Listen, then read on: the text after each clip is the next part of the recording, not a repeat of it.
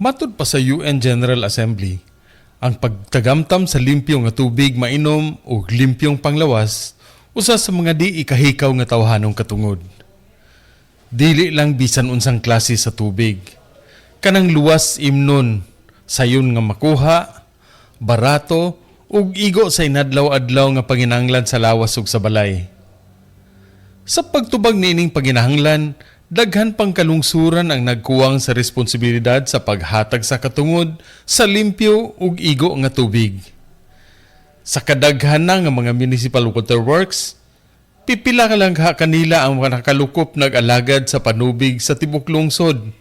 Tubig nga limpyo imnon ug dili lubog.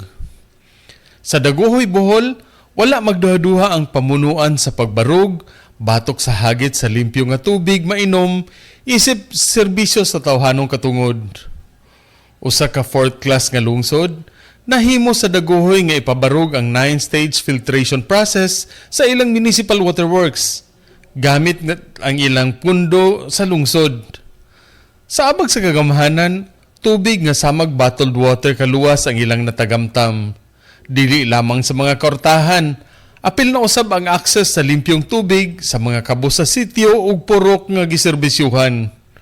Good jobs mga sir ug ma'ams. Unta ang inyong buhat panaminan sa uban.